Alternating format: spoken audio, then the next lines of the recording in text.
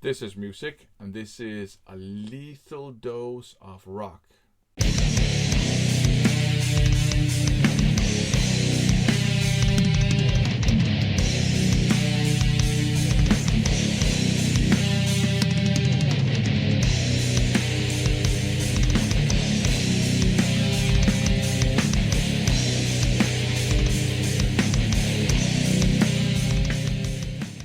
Welcome to another First Impressions video. In these videos, I share with you my first impressions of the many blind buys I've picked up lately. This time I have almost 2 handfuls of CDs to talk about. So let's get down to business. Up first, Lethal Dose, self-titled. Looking at the cover art, you might expect it to be some weird kind of 90s funk thrash, which is a style of music I have a bit of a soft spot for.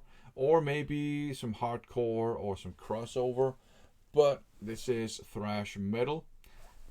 The hype sticker gives it away as a dive bomb release, and the hype sticker says Cult Pacific Coast Power Thrash Metal for fans of Metal Church, Satan, Savage Grace, and Omen.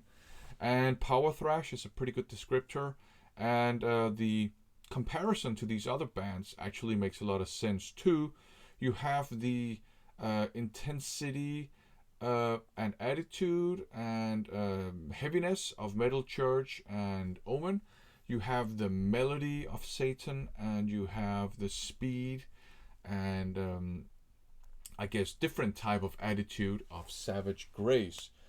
So this is great stuff. Melodic thrash metal, but still very aggressive. Some really crunchy guitar riffs. Maybe a little bit of an outdated guitar tone, but it fits the music very well.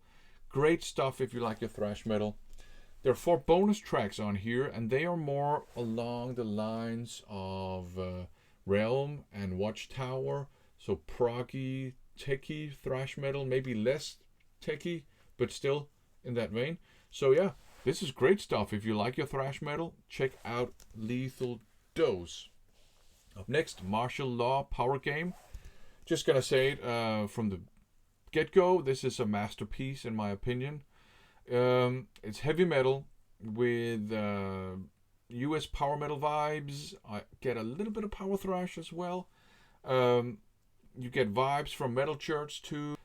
Some great riffs, great melodies. Songs are very, very well composed.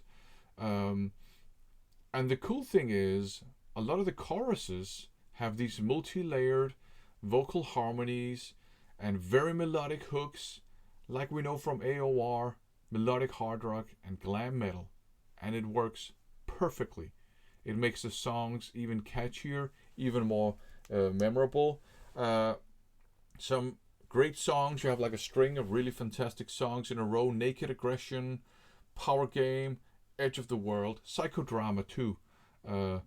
Great stuff. This is a true metal gem in my opinion. Do check it out if you like heavy metal music. Up next, Maze of Torment, Hidden Cruelty. The hype sticker says, with this new release, Maze of Torment has truly developed their sound, adding the driving force of Slayer, Testament, and Morbid Angel. Their thrash death metal has risen to a new level. Yeah, this is death thrash. It's more thrashy in my opinion than deathy, and the death metal elements are for the most part old school death metal, which was also very thrashy. So to me, this is more of a thrash metal album than a death metal album, and that's, death thrash. That's perfect descriptor. I do hear a lot of Slayer. I hear some Sepultura as well. If you like your Massacre, early Pestilence, early Morbid Angel, your early death metal, if you like your Sepultura, if you like your Slayer, if you like your Morbid Saint as well, this should be right up your alley. This is a really, really awesome death thrash album. I really enjoyed listening to it. Up next, Beyond Magnetic by Metallica, an EP with 4 songs on it. It has the production of Death Magnetic. All 4 songs are more in the kind of hard rock, kind of southern metal inspired line of music that Metallica have explored since well after Saint Anger, if we ignore Lulu. So 4 songs, they're pretty solid. Some good riffs in all the songs. Just a Bullet Away, I think is the weakest song, but it also has the best riffs, so that's weird. But I think it's weak because it's kind of cheesy. But yeah, some solid Metallica kind of groove, hard rock, heavy metal based songs. Good stuff. Of course, doesn't hold a candle to their 80s stuff, but yeah, there you go. That's just my opinion. Up next, we have Momentum. The Freak is Alive. This band is described as a sludge metal band and a doom metal band, and I kind of get that for sure, but I think it's, in a way, it's both of those things and neither of those things. They have their own thing going on here. To me, a lot of sludge metal, in addition to being heavy, is also very noisy and kind of sloppy. That's part of the whole sludgy thing, and also kind of boring, to be honest. They have kind of done away with the noisy part and the boring part. A lot of doom metal is, of course, also heavy, and it's also very melancholic. They have adopted the melancholy of doom metal, and then they have inserted, lots of clean guitared, also very melancholic sections too. You have your kind of harsh sludge metal vocals every now and then. You have some fast parts too. But then you also have a very interesting deep baritone vocals, like clean singing, and that's in the majority of the songs. So I would actually consider this to be some kind of sludge doom progressive music, if that makes any sense, because it is kind of progressive, and I actually quite enjoy it, and the weirdness of the artwork represents the music quite well, in my opinion. Now, something for fans of Madonna, Monty Pittman, and it's called Inverted Grasp of Balance. It's a mix of thrash metal, heavy metal, and 90s alternative hard rock. Why would this be of interest to fans of Madonna? Monty Pittman, as far as I understand, still is Madonna's live guitarist, and I think he was also in Prong for a while. This actually works very well. I know it sounds weird, like what, mixing thrash metal and alternative rock? So that's basically thrash and grunge, and that's what you have here, and it works extremely well. It's not as good as his album The Power of Three, I think, but it's still a very strong and very interesting thrash metal album. Or thrash meets, I wouldn't call it an all-out thrash metal album. Thrash meets grunge. So if you like thrash metal and you also like 90s alternative rock and you like your hard rock, they all come together on this one. It's good stuff. I need to give it some more spins though. Up next, some black metal here. Nazul Totem. It's a 2010 reissue of, I think it's from 1995 originally. Very 90s sounding black metal here. They're not reinventing the genre in any way.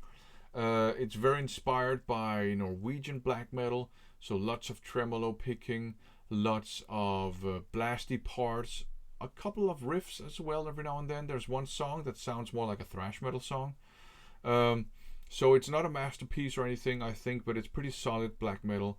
One thing that bothers me a little bit, but I think it might be of interest to other fans of black metal, is that the production is very uneven. You have some songs that are very crisp in their production, and then some songs that are a bit more, I wouldn't call them lo-fi, but they're not super high top quality production. And I know a lot of black metal fans, they actually kind of like the less polished production. So there's a little bit of that, and there's also some more polished, some songs that have a more polished production. So solid black metal, but nothing new under the sun. I think they're from Australia. So there you go. Up next, I do have the Digipack, store safely somewhere else, don't you worry. So it's a Mausoleum release. It's NitroVolt, and it's called Panzer. Very, very, very Motorhead inspired, very crusty, high energy rock and roll. It's heavy metal with a lot of inspiration from Motorhead. I'm sure you can imagine what it sounds like. It's very, very entertaining. It's very enjoyable.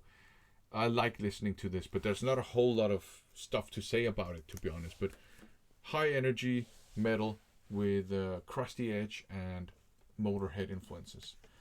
Up next, we have this one here, Nolentia, and it is called May the Hand That Holds the Match That Will Set This World on Fire Be Blessed Above All. Nolentia, actually, there you have the hand. Nolentia, sludgy, grindcore, relentless, just blast beat upon blast beat. You're pummeled with them.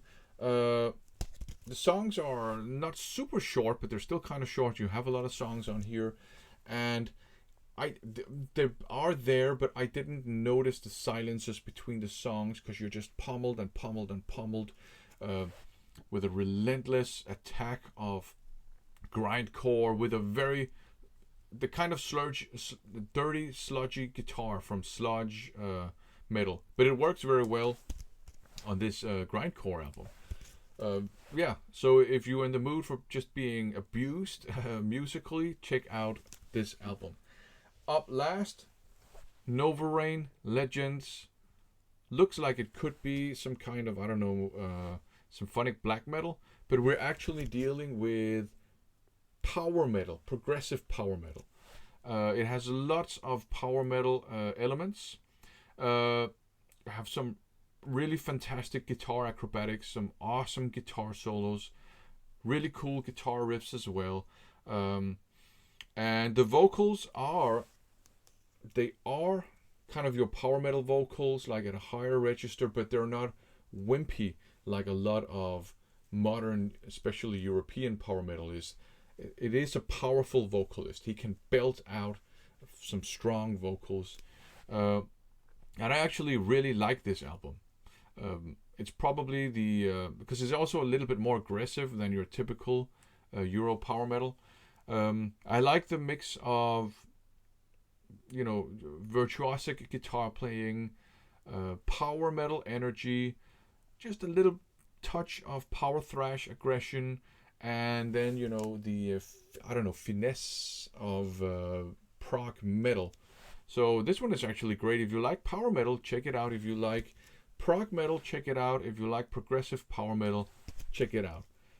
So there you go, almost 2 handfuls of CDs. Do check them out if you think they sound interesting and see what your opinion is. Thanks for watching.